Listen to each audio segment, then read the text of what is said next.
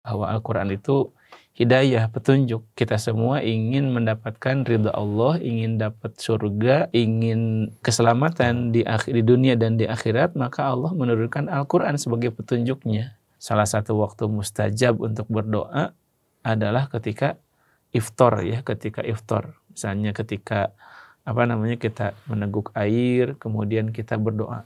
Doa itu mudah, mau pakai bahasa Arab, bahasa Sunda, bahasa Indonesia juga.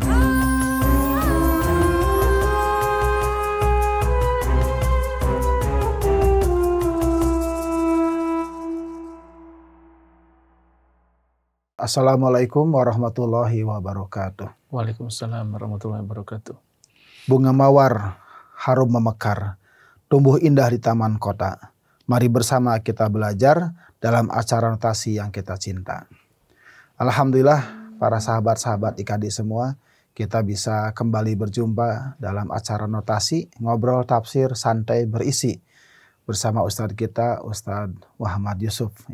Alhamdulillah kita sekarang memasuki sesi kedua pembahasan tentang Ramadan. Ya. Kita lanjutkan pembahasan surat Al-Baqarah ayat 185 sampai 187. Ya.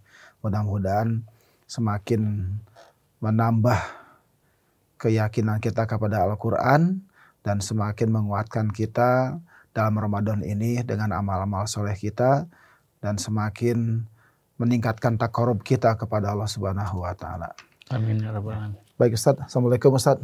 Waalaikumsalam warahmatullahi wabarakatuh. Sehat Ustaz ya? Alhamdulillah baik. Alhamdulillah Ustaz, ini kemarin kita sudah membahas sebagian surat Al-Baqarah 185 Ustaz ya? Iya. Nah, mungkin kali ini kita coba lanjutkan ya ayat 185 ini ya. Mungkin bisa dimulai dari review dari awal ayat lagi Ustaz ya? Iya. Mungkin ya. Ya. Mangga Ustaz, silakan Ustaz. Ya, baik, bismillahirrahmanirrahim. Assalamualaikum warahmatullahi wabarakatuh. Waalaikumsalam. Alhamdulillah wassalatu wassalamu ala Rasulillah. Allahumma 'allimna ma yanfa'una wanfa'na bima 'allamtana wa zidna ilman yanfa'una, amma ba'du. Jazakumullah khair kepada Ustadz Agus Solihin dan juga sahabat-sahabat IKADI. Ketemu lagi dalam notasi ngobrol tafsir santai berisi. Kita coba lanjutkan sesi kedua, hitung-hitung persiapan kita mau Ramadan ya. Iya. Kita membahas ayat-ayat tentang saum dari Al-Baqarah 183 sampai 187. Dalam sesi 1 sebelumnya kita merefresh lagi ya tentang perintah Allah Subhanahu wa taala mewajibkan saum Ramadan kepada kita, dan itu sebagai tanda sayang Allah Subhanahu wa taala kepada kita karena saking banyaknya manfaat saum. Kemudian juga kita sudah bahas tentang beberapa orang yang diberikan rukhsah oleh Allah untuk tidak saum, seorang yang sakit ya. Kemudian orang yang musafir dengan beberapa perincian ya, termasuk juga fidyah ya, mereka-mereka yang dibolehkan tidak saum dan tidak mengqadha tapi harus bayar fidyah ya. Mereka yang sudah sepuh ya, sudah jompo, tidak bisa berpuasa atau kesusahan sekali, ataupun mereka yang sakit yang tidak ada harapan sembuh ya. Terakhir kita berhenti di ayat 185 tentang ayat yang menyebutkan bahwa Ramadan itu syahrul Quran ya. Ternyata Al-Quran dan begitu juga kitab-kitab sebelumnya ternyata diturunkan di bulan Ramadan. Nah, kita lanjutkan. Allah Subhanahu wa taala berfirman tentang Al-Qur'an itu hudal linnasi wa bayyinatin minal huda wal furqan. Bahwa Al-Qur'an itu fungsinya hidayah bagi kita semua. Sebagaimana di awal Al-Baqarah, dzalikal kitabu la raiba fihi hudal lil muttaqin, ya. Bahwa Al-Qur'an itu hidayah, petunjuk. Kita semua ingin mendapatkan ridha Allah, ingin dapat surga, ya, ingin dapat keselamatan di dunia dan di akhirat, maka Allah menurunkan Al-Quran sebagai petunjuknya. Orang-orang yang tidak mengikuti petunjuk dari Allah dipastikan tersesat. Ya. Wa bayyinatin minal huda, dan penjelasan-penjelasan dari hidayah itu wal furqan, dan juga pembeda antara yang hak dan batil. Kalau kita tidak berpedomankan kepada Al-Quran, kita tidak tahu ini mana yang betul, mana yang salah, mana yang baik, mana yang buruk. Kadang-kadang dalam kehidupan ini kan kita tidak cukup menggunakan logika ya. Ada yang hal-hal yang secara logika, logik ya, boleh, tapi Allah melarang. Misalnya sebagian orang apa? Sebagian orang mengatakan bahwa riba itu logik ya, logik misalnya orang ngasih pinjaman, baliknya harus lebih, itu kan logik. Masa nggak ada jasanya gitu ya? Ada jasanya, soal udah dikasih pinjam gitu ya. Tapi Allah mengharamkan ya. Dan juga begitu juga yang lain ya. Makanya peganglah erat-erat Al-Quran sebagai pegangan hidup kita. Kemudian kata Allah Subhanahu wa taala mengulangi lagi ya terkait dengan mereka-mereka yang sakit dan sedang safar. Wa man kana maridan aw ala safarin fa'iddatum min ayyamin ukhra. Jadi 2 kali Allah menyebutkan bahwa barang siapa yang sakit ataupun sedang safar, musafir, maka diberikan keringanan tidak berpuasa, tapi dia mengkodoknya di hari-hari yang lain ya, kodok, saum kodok. Perinciannya sudah ya di dalam edisi yang pertama sebelumnya. Nah, kemudian ayat berikutnya ini ada satu pegangan ya, satu prinsip yang harus kita pegang dalam Islam. Yuridullahu bikumul yusra wala yuridu bikumul usr. Seandainya kita semua memahami prinsip ini, bahwa apa-apa yang diperintahkan oleh Allah itu menginginkan kebaikan, kemudahan bagi kita ya. Ada orang misalnya, Islam mah ribet, ini nggak boleh, ini haram. Nah, dia belum paham. Belum paham keseluruhan tentang Islam. Betapa Islam itu memuliakan kita, memudahkan kita gitu ya. Bahkan dalam surat Toha kan disebutkan, Toha ma anzalna alaikal qur'ana litashqa ya. Tidaklah kami menurunkan Al-Quran kepadamu supaya kamu tashqa atau susah. Tidak. Al-Quran itu untuk memberikan kepada kita kemudahan, keselamatan, keberkahan. Bukankah yang kita cari adalah kemudahan ya? Dan kalau kita lihat ya dalam Islam itu agama yang mudah. Tapi bukan agama yang istilahnya bisa digampang-gampangkan, enggak, yang mudah. Ya. Iya, mudah juga ada ini ya, mudah istilahnya? Mudah bukan berarti berdasarkan mudah hawa nafsu ya. Kalau hawa nafsu mah katanya Islam teh mudah ya, tapi ini nggak boleh, itu nggak boleh ya. Jadi bukan berdasarkan hawa nafsu ya. Jadi harus berdasarkan keimanan ya. Orang sholat kalau tidak bisa berdiri, duduk. Ya. Kalau tidak bisa duduk, berbaring. Kalau sudah tidak bisa sama sekali hanya dengan isyarat, tetap bisa dengan isyarat sampai dia sama sekali tidak bisa sholat, yang mungkin wafat gitu ya. Disolatkan, betul disolatkan. Begitu juga yang lain ketika Ramadan misalnya kesusahan untuk puasa, apakah kerjanya yang sangat berat, sedang musafir, sedang sakit, ada rukhsahnya dan sebagainya. Ya. Jadi Islam itu memudahkan. Nah, makanya ini juga jadi prinsip kita ya. Misalnya ada sahabat-sahabat yang jadi guru, jadi dai, di mana prinsip ini harus digunakan. Nabi SAW dulu ketika mengutus Mu'adz bin Jabal ke negeri Yaman, Nabi berpesan. Ada 2 orang sahabat ya, Mu'adz bin Jabal dengan 1 orang lagi, kata Nabi apa? Yassiro wala tu'assiro. Mudahkan, jangan susahkan. Wa basyiro wala tunafiro. Dan beri kabar gembira, jangan membuat mereka itu lari gitu. Jadi dakwah kita Ustaz Agus nih harusnya dakwah tadi rahmatan lil alamin ya, insyaallah IKADI. Ini prinsip IKADI Ustaz ya. IKADI ini membawa dakwah ya, wa ma arsalnaka illa rahmatan lil alamin. Jadi dakwah rahmatan lil alamin ini dakwah yang dibawa oleh Rasulullah SAW. Ketika kita bertemu dengan orang-orang, berikan kabar gembira ya.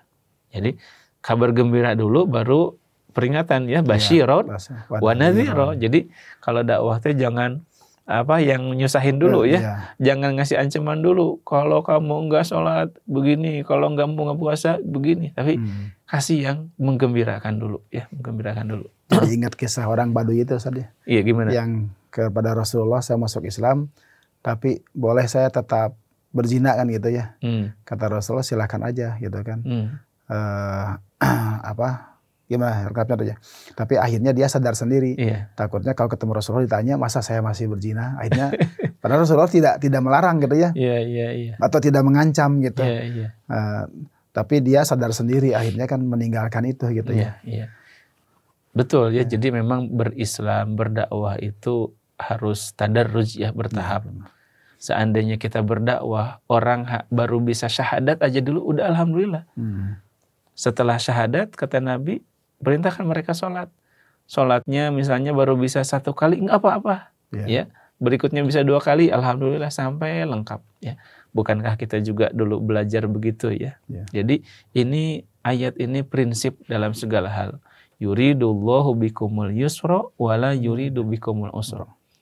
Ramadan dengan saumnya, dengan iktikafnya, dengan zakat fitrahnya, dengan semua ibadah di Ramadan bukan ingin Allah membuat kita susah. Tapi ini adalah anugerah Ramadan itu kepada kita, seandainya kita paham ya pahala dan manfaat di balik saum, pahala dan manfaat di balik baca Quran ya. Pahala dan manfaat di balik iktikaf untuk mensucikan jiwa.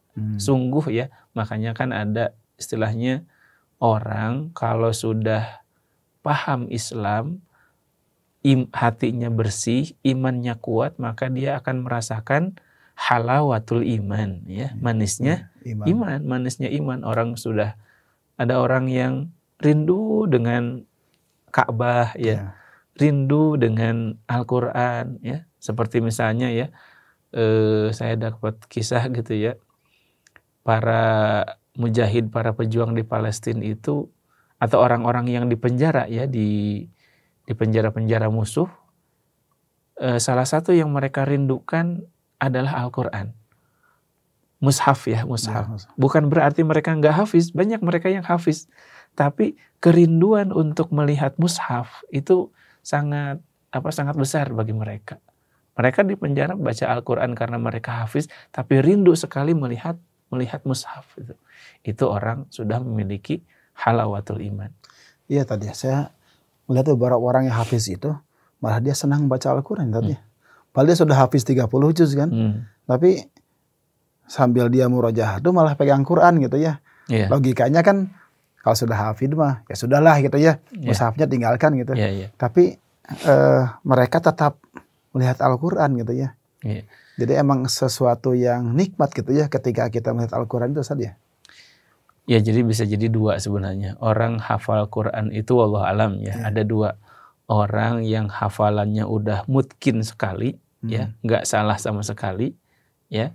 Ada juga orang yang hafalannya mungkin masih setengah mutkin ya, kayak saya misalnya ya, kayak saya kalau baca Al-Quran kenapa lihat mushaf, karena memang belum lancar sekali gitu ya. Tapi yang mutkin juga salat gitu San. Ya, yang mutkin juga nyimak gitu apa? Nah betul, lihat, bisa jadi yang kedua itu, orang yang kedua yang hafalannya sebenarnya sudah sangat mutkin ya, sudah sangat mutkin, dia ada kerinduan untuk melihat mushaf ya. Dan ya mata kita itu kan kalau diperlihatkan untuk yang baik-baik, tadabur, tafakur, dapat pahala. Sebagaimana kalau mata kita dilihatkan untuk hal-hal yang dilarang, dapat dosa. Maka dengan melihat mushaf ini ya, dia juga dapat pahala meskipun tidak disebutkan pahalanya seperti apa gitu ya. Iya betul. Jadi itu sahabat-sahabat TKD semua ya, kita harus rindu melihat Al-Quran itu, bukan hanya membacanya saja Ustaz ya. Karena itu ada kenikmatan yang luar biasa ketika kita bisa melihat mushaf Al-Quran. Saya sendiri merasakan Ustaz ya, ketika kita baca di tablet ini gitu ya, sama di mushaf, itu rohnya beda. Jadi tingkat kehusuannya gitu ya, itu merasakan berbeda gitu. Ketika pegang mushaf sama pegang ini kan sama-sama Al-Quran Ustaz ya.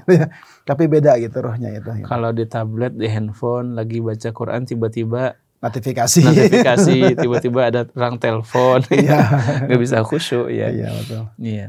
Ya, mudah-mudahan kita rindu ya. Amin. Baik, kita lanjutkan ya. Ya, kemudian di akhir ayat ini kata Allah walitukmilul iddata, dan untuk supaya kalian menyempurnakan bilangan itu, bilangan Ramadan ya sampai 1 bulan penuh. Walitukabbirullaha ala ma hadakum, dan agar kalian mengagungkan Allah atas petunjuk yang diberikan kepada kalian, wala'allakum tashkurun, dan supaya kalian bersyukur. Nah, litukabbirullah ini dimaknai oleh para ulama, inilah ayat yang menjadi dalil bahwa di akhir Ramadan itu kita harus memperbanyak takbir. Ya, takbir yang kita sebut takbiran itu dalilnya di sini. Selain dalil hadis ya, walitukabbirullaha ala ma hadakum. Termasuk juga zikir itu, ini kan takbir itu kan bagian dari zikir ya. Jadi setelah selesai kita saum Ramadan diperintahkan takbir, yang takbir itu adalah zikir. Nah, ini juga zikir ini diperintahkan kepada kita untuk dilakukan zikir ini setiap selesai kita melakukan amal soleh. Setelah sholat apa yang diperintahkan? Zikir. Subhanallah, alhamdulillah, Allahu Akbar ya. Kemudian dalam surat Idza jaa nasrullah ya, surat An-Nasr sebelumnya ketika manusia berbondong-bondong masuk ke agama Islam ya, Nabi diperintahkan fasabbih. Nah, jadi zikir di setiap kita selesai melakukan ibadah ini agar apa? Agar hadir dalam hati kita bahwa ibadah, ketaatan, kesolehan yang kita lakukan ini bukan semata-mata karena kita soleh, tapi semata-mata karena hidayah dari Allah gitu ya. Kadang-kadang kan ada orang ya yang dia tertipu oleh diri sendiri. Saya mah sepertinya sholatnya udah cukup gitu ya, sedekahnya udah cukup, puasanya udah cukup, Al-Qur'annya udah cukup, kayak udah mau masuk surga aja. Justru orang semakin bertakwa, kekhawatiran terhadap diri sendirinya semakin besar ya. Semakin takwa, semakin soleh, dia semakin khawatir tentang dirinya sendiri di akhirat kelak. Gitu ya. Menginjak ayat berikutnya kita masuk ya, Ustaz Agus ya. Ayat 186 ini ayat tentang doa ya, tentang doa sahabat-sahabat sekalian. Dan ayat tentang doa ini berada di sela-sela ayat tentang saum, ayat tentang Ramadan. Allah Subhanahu wa taala berfirman, "Wa idza sa'alaka 'ibadi 'anni fa inni qarib." Dan apabila bertanya kepadamu wahai Muhammad, ibadi hambaku 'anni tentang aku, fa inni qarib ya, kasih tahulah bahwa aku ini dekat ya. Allah itu aqrabu ilaihi min hablil warid ya. Allah itu lebih dekat kepada kita daripada urat leher kita ya. Ujibu da'watad da'i idza da'an. Aku akan memperkenankan doa orang yang berdoa apabila dia berdoa. Falyastajibu li, maka hendaklah dia menunaikan perintahku. Wal yu'minu bi, dan hendaklah dia beriman kepadaku, la'allahum yarsyudun, supaya mereka mendapatkan petunjuk ya. Nah, jadi wallahu alam ya, ayat ini berada di sela-sela Ramadan ya. Ramadan artinya Ramadan itu bulan di mana kita diperintahkan untuk berdoa. Syahrul doa. Iya, syahrul doa. Dan dalam hadis disebutkan ya, ini hadis dari Abu Hurairah radhiyallahu anhu ya. Hadis riwayat Imam Muslim. Salasatun la turaddu da'watuhum. Ada 3 orang yang tidak akan ditolak doanya. Kata Nabi SAW, salasatun la turaddu da'watuhum. Ada 3 orang. Ya, dalam hadis ini 3 ya. Mungkin di hadis yang lain lebih banyak lagi. Ada 3 golongan ya, atau 3 orang yang doanya tidak akan ditolak oleh Allah. Al-imamul adil. Pemimpin yang adil ya. Kita yang wallahu alam belum punya nih pemimpin yang adil sedikit sekali. Wasaimu hina yuftir, dan orang yang saum ketika dia berbuka. Nah, makanya salah satu waktu mustajab untuk berdoa adalah ketika iftar ya, ketika iftar. Misalnya ketika kita meneguk air, kemudian kita berdoa. Menjelang bukanya atau pada saat bukanya Ustaz? Sebenarnya untuk doa yang mustajab itu ada seingat saya ada 2 versi.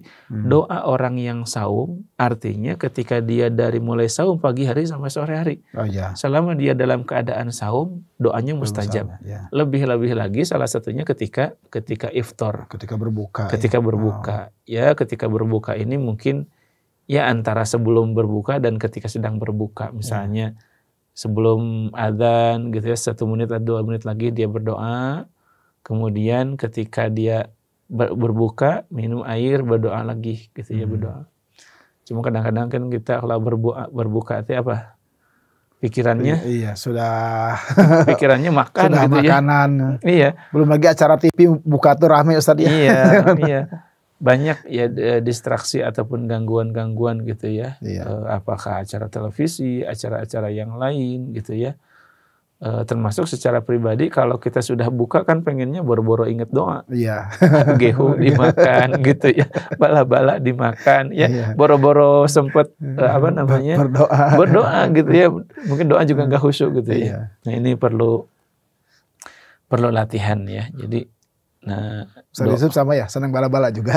Ya biasa, nggak disebut orang Sunda kalau nggak suka bala-bala ya. Menu wajib buka itu ya. Iya itu wajib katanya ya. Nah yang ketiga apa? Yang ketiga itu wada'watul mazlum ya, dan doa orang yang terzalimi. Ya. Dalam hadis ittaqu da'watal mazlum ya, hendaklah kalian takut dengan doa orang yang terzalimi karena tidak ada antara dia dengan Allah penghalang ya. Kalau kita terzalimi ya naudzubillah ya, kita dizalimi orang lain, tapi dalam kehidupan kan kita tidak bisa menghindari kalau ada ditakdirkan kita terzalimi, ditipu gitu ya, difitnah. Nah itu sebenarnya doa yang mustajab, doa dari orang yang terzalimi. Baik Ustaz, ini ada yang menarik Ustaz di 186 ini. Ujibu da'wata da'i idza da'an. Aku akan kabulkan permohonan yang berdoa idza da'an, apabila dia berdoa kepada aku. Jadi dia tuh akan dikabulkan ketika dia berdoa gitu ya. Jadi ketika kita ada keinginan ya, maka ketika kita berdoa Allah mengabulkan. Nah kadang-kadang ya kita kebanyakan manusia itu kan sedikit berdoa tapi banyak keinginan gitu Ustaz. Seakan-akan kok Allah nggak mengabulkan gitu ya. Padahal kita berdoanya saja mungkin ada ketidakhusuannya gitu ya Ustaz ya. Ada bahkan kadang-kadang kita doanya tidak tapi keinginannya banyak gitu. Padahal di sini prinsipnya ketika dia berdoa maka dikabulkan. Gitu mungkin Ustaz ya. Gimana Ustaz? Nah, jadi ada satu syarat ya. Banyak sebenarnya, banyak syarat agar doa kita dimakbulkan. Apa syaratnya? Misalnya kita kalau doa ingin makbul, makan minum kita harus halal. Jangan sampai ada yang masuk ke dalam diri kita haram ya. Bagaimana Allah mau mengabulkan doa dari seseorang yang katanya dalam hadis apa? Makanannya haram, minumannya haram, pakaiannya haram gitu kan. Enggak. Kemudian jangan dia bermaksiat. Enggak mungkin doanya diterima tapi dia bermaksiat. Nah, ada satu syarat agar doa kita diterima itu adalah jangan isti'jal.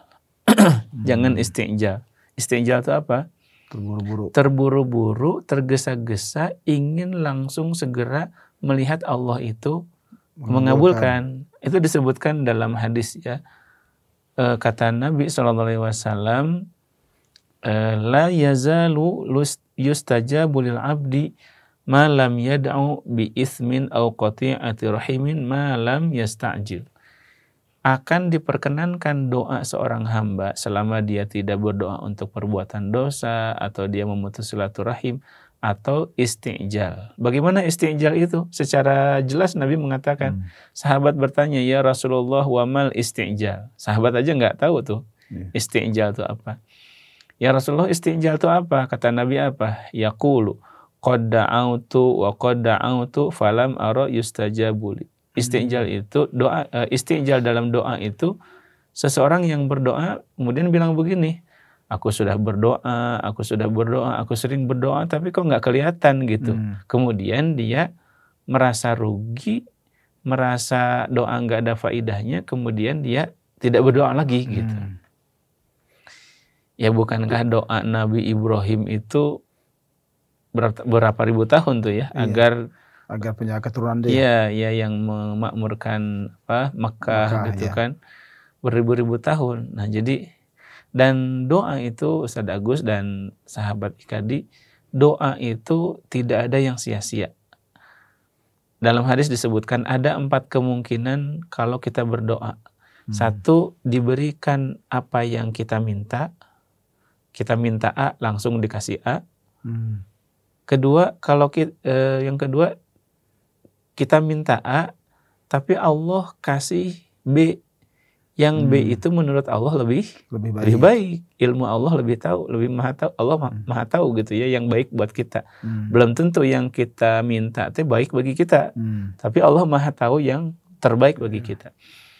Yang ketiga kemungkinannya, kalau kita minta sesuatu, Allah tidak ngasih apa yang kita minta, tapi Allah jauhkan kita dari musibah yang nilainya menurut Allah sama dengan apa yang kita minta. Kita sering dengar ya, ada gempa, kok ada ini orang selamat, ya ada musibah banjir, kok rumahnya selamat gitu. Bisa jadi ini dari pengaruh doa tadi ya. Dan yang terakhir, dalam hadis disebutkan seandainya seseorang berdoa di dunia, seandainya seseorang berdoa dan tidak diberikan apa yang dia minta di dunia, Allah simpan di akhirat.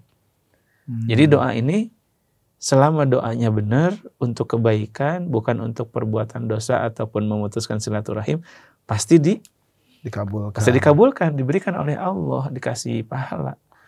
Makanya sampai saat ya Rasulullah, doa itu begitu. Iya, doa itu tidak ada yang sia-sia. Kata sahabat, kalau begitu ya Rasulullah, saya mau banyak-banyak doa. Kata Nabi apa?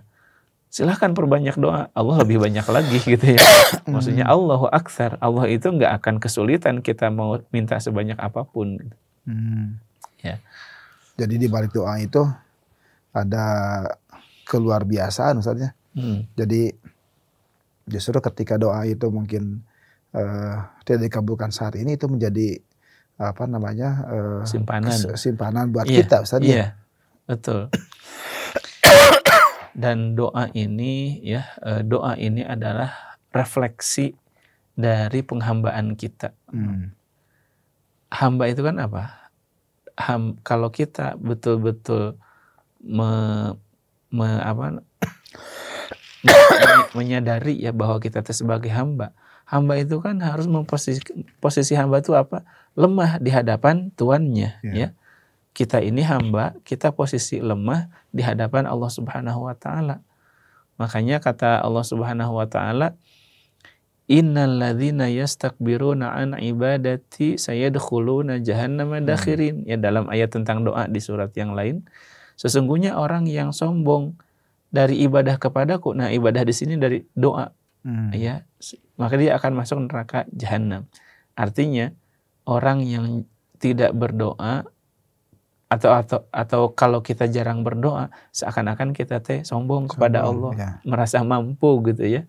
Padahal kan iyyaka na'budu wa iyyaka nasta'in. Refleksi dari iyyaka na'budu wa iyyaka nasta'in, iyyaka nasta'in, hanya kepada Engkau kami meminta pertolongan, itu dalam doa gitu ya. Jadi semakin kita banyak berdoa ya, semakin itu merefleksikan penghambaan kita kepada Allah. Bahkan Allah murka kepada hambanya yang tidak mau berdoa.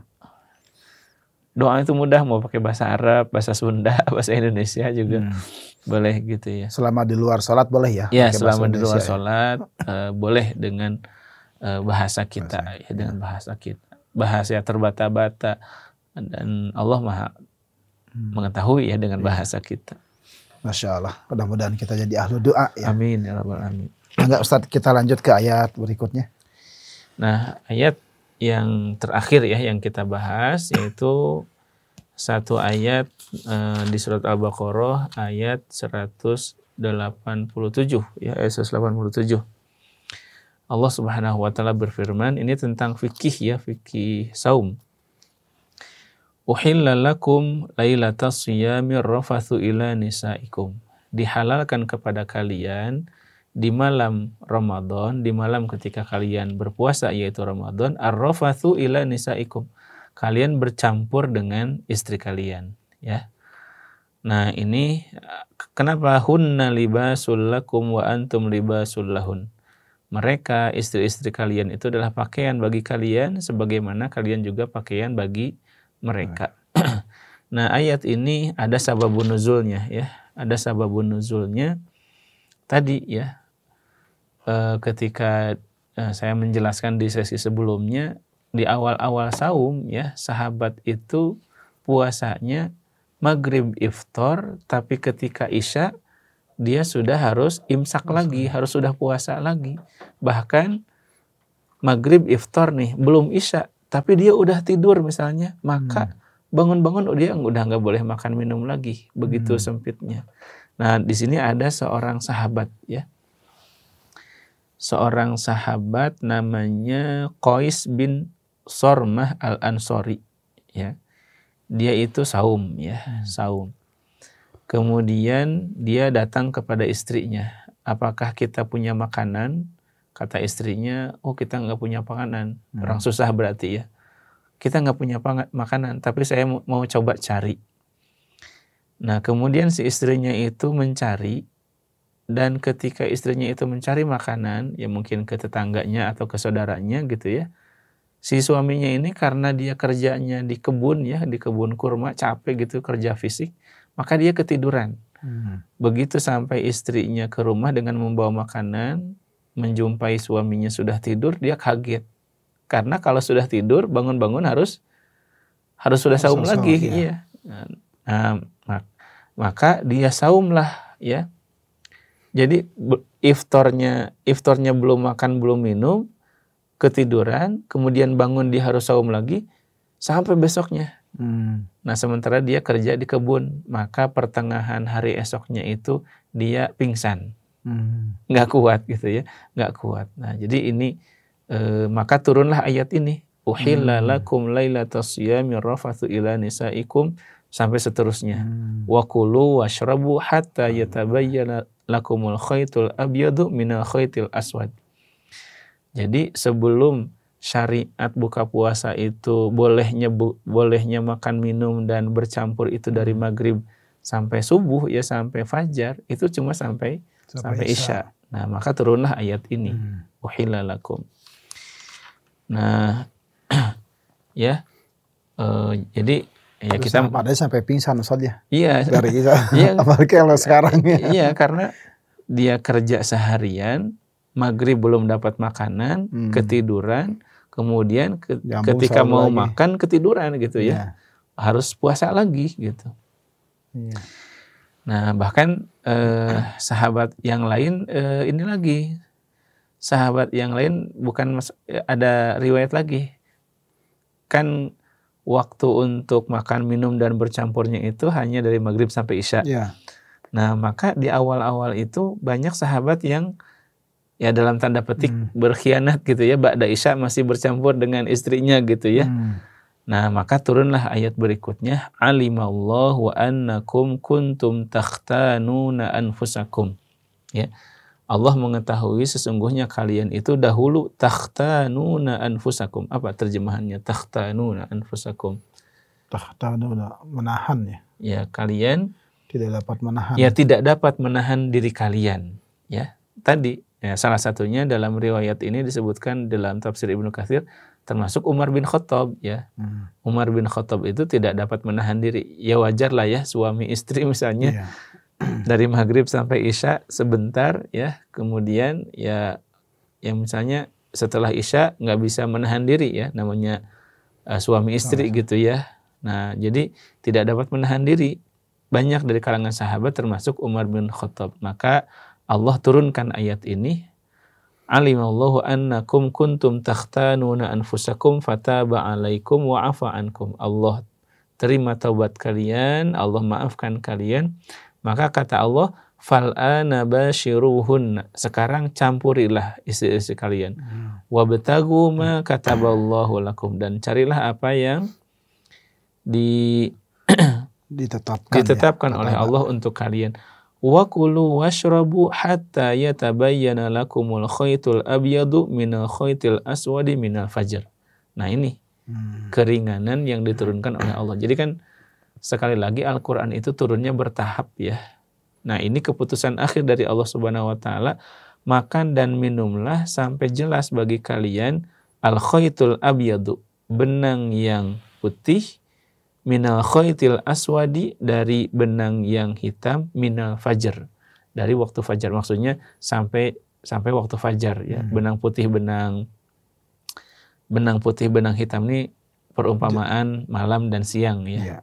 Meskipun di awal-awal ada cerita unik ya. Ada sahabat ketika belum ngerti al-khaytul abyad dengan khaytul aswad itu apa, dia ketika di Ramadan, ketika malam-malam, dia ikat dua benang putih dan benang hitam di kakinya. Nah, dia makan sampai selama belum jelas benang putih mana benang putih mana benang hitam, dia makan terus. Tapi kalau udah kelihatan, dia berhenti. Nah, ternyata kata Nabi bukan begitu, ya bukan begitu. Maksud benang putih dan benang hitam itu maksudnya jelas ya antara malam dengan siang, yaitu dengan dipisahkannya oleh waktu fajar. Itu ya, sahabat yang letterlek kesannya. Iya, seperti itu. Summa atimus siyama ilal lail, ya. Nah ini sudah jelas ya, sudah. Jadi setelah waktu fajar sempurnakanlah saum sampai waktu malam. Wala tubashiruhunna wa antum aakifuna fil masajid, dan janganlah kalian mencampuri istri kalian sementara kalian beriktikaf di masjid. Nah ini masuk kepada hukum iktikaf, bahwa salah satu yang membatalkan iktikaf adalah ketika suami istri bercampur. Itu batal iktikafnya. Ya batal iktikafnya. Ya maksudnya iktikaf di sini, iktikaf kalau mau mencontoh Nabi ya. Nabi itu kan kalau iktikaf berapa hari? 20 hari ya. 10 hari. 10 hari. Tapi di tahun terakhir 20. Nah, ya. Betul. 10 hari terakhir ya, al-ashrul awakhir min Ramadan. Nabi itu iktikaf. Tapi di tahun terakhir, tahun kewafatan beliau sallallahu alaihi wasallam, beliau iktikaf 20 hari. Nah, iktikaf yang seperti itu. Tapi ya termasuk saya sendiri hampir belum pernah bisa iktikaf 24 jam kali 10 hari di masjid. Biasanya iktikaf kita iktikaf kalong ya. Datang malam saja, siang beraktivitas. Ya, apa yang tidak bisa didapatkan semuanya, jangan ditinggalkan semuanya ya. Seperti itu. Nah, tilka hududullah, itulah ketetapan Allah, fala taqrabuha kadzalika yubayyinullahu ayatihi linnasi la'allahum yattaqun. Demikianlah Allah menjelaskan ayat-ayatnya kepada manusia supaya mereka bertakwa. Ya. Ustaz, ini tuh kan dari 183 ya, sampai 187 ini kan tentang Ramadan semua Ustaz ya. Iya. Ini ada riwayatnya nggak, asbabun nuzulnya, apakah ini turun tuh sekaligus atau dia kan ini Ramadan tuh kan di tahun kedua Hijriah ya, atau bertahap tahun kedua Hijriah terus berikutnya dari ayat ini. Ya, wallahu a'lam ya. Tapi kalau sepintas mungkin nanti kita telaah lagi. Sepintas dari ayat 183 sampai 187 aja ini tidak turun sekaligus. Pertama turun perintah kewajiban berpuasa saja. Yang puasanya itu tadi ya. Dalam riwayat disebutkan iftarnya maghrib sampai isya sudah puasa lagi. 23 jam. Tahun kedua Hijrah itu ya? Wallahu alam, tapi apakah misalnya ya mungkin masih dalam 1 bulan pertama gitu ya, wallahu alam, ini perlu diteliti lagi. Tapi riwayat menunjukkan bahwa ada tahapan-tahapan sampai sahabat saja ketika puasanya itu tadi ada yang ya tadi riwayat-riwayat tadi yang seperti Qais bin Sormah tadi yang dia pingsan ketika kerja ya karena ketiduran belum sempat makan. Ada Umar bin Khattab yang puasanya tadi tidak dapat menahan diri dari istrinya gitu ya. Wallahu alam apakah di Ramadan tahun yang sama ataupun Ramadan berikutnya. Nah, ini wallahu alam. Jadi tadarruj gitu ya, bertahap. Ya. Baik Ustaz ya. Itu ayat 187 sudah kita selesaikan Ustaz ya. Iya. Ini diakhiri dengan la'alahum yattaqun Ustaz ya.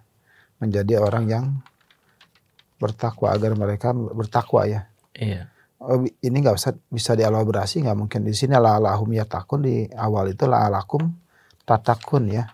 Iya. Ada ininya nggak Ustaz? Ya wallahu alam sebenarnya lebih kepada perbedaan domir saja ya. Kalau di ayat yang pertama kutiba alaikumusiyam kan Allah pakai domir mukhatab ya kepada kalian la'allakum tattaqun. Tapi ketika di ayat 187 ini Allah kadzalika yubayyinullahu ayatihi linnas ya. Demikianlah Allah menjelaskan ayat-ayatnya kepada manusia supaya mereka bertakwa. Ujung-ujungnya sama ya. La'allakum tattaqun, la'allahum yattaqun. Hanya perbedaan domir saja. Ya, domir saja. Jadi intinya semua membuat saum itu menjadi bertakwa saja. Iya. Outputnya menjadi orang bertakwa. Iya, tujuannya. Alhamdulillah untuk ayat-ayat tentang saum sudah kita tuntaskan Ustaz ya. Mudah-mudahan kita bisa memaksimalkan saum kita di bulan Ramadan ini. Amin ya rabbal alamin. Dengan kita menambah wawasan kita dengan perihal saum ini ya. Terus kita tingkatkan kajian-kajian kita tentang saum dan sehingga kita mendapatkan keilmuan yang cukup ya untuk mengerjakan saum ini secara sempurna ya. Walaupun kesempurnaan hanya milik Allah saja, tetapi kita berusaha semaksimal mungkin untuk menyempurnakan amal-amal kita ini. Ustaz ada kata-kata penutup tentang saum ini Ustaz? Iya. Sesi terakhir tentang saum. Ya, sahabat-sahabat IKADI yang dirahmati oleh Allah Subhanahu wa taala, mudah-mudahan pembahasan ayat-ayat tentang saum ini menjadi bekal kita ya, reminder, refresh ya, untuk kita lebih siap lagi menghadapi bulan Ramadan ya. Kita berharap Ramadan ini menjadi Ramadan yang terbaik ya di antara yang sebelumnya, dan kita bersyukur ya, kita mudah-mudahan meskipun Ramadannya belum nih ya, meskipun Ramadannya belum, tapi kita berharap Allah menyampaikan kita ke Ramadan dan Ramadan disampaikan kepada kita ya dalam keadaan kita yang terbaik ya. Ini anugerah. Makanya kan dalam satu doa Jibril yang diaminkan oleh Nabi ya, rogima anfu rajulin ya, celakalah seseorang dakhala alaihi Ramadan falam yughfar lahu ya, seseorang yang dapat anugerah Ramadan dari Allah tapi dia dosa-dosanya belum bersih, belum diampuni. Jadi sangat rugi sekali kalau di Ramadan ini kita tidak dapat ampunan ya, Makanya untuk dapat ampunan dari Allah Subhanahu wa taala di Ramadan ini kita maksimalkan ibadah kita, istighfar kita, taubat kita, dan ibadah kita insyaallah. Ya, baik. Jazakumullah Ustaz atas materinya pada kali ini. Alhamdulillah kita menjadi lebih paham tentang Ramadan. Mudah-mudahan kita diberikan kesiapan untuk menghadapi Ramadan, menyempurnakan Ramadan kita tahun ini. Baik sahabat-sahabat IKADI semua, alhamdulillah untuk kajian notasi pada kali ini sudah selesai. Mudah-mudahan kita bisa mengambil hikmah, manfaatnya, dan yang terutama kita bisa mengamalkan ilmu yang kita dapatkan, walaupun sedikit-sedikit kita amalkan, dan insya Allah lama-lama dengan sedikit-sedikit itu kita bisa mengamalkan semua dari ilmu-ilmu yang kita dapatkan. Kita tutup kembali dengan pantun. Bintang bersinar di langit tinggi, cahayanya indah menerangi malam. Acara notasi telah usai kini, semoga berkesan dalam hati mendalam. Assalamualaikum warahmatullahi wabarakatuh. Waalaikumsalam warahmatullahi wabarakatuh.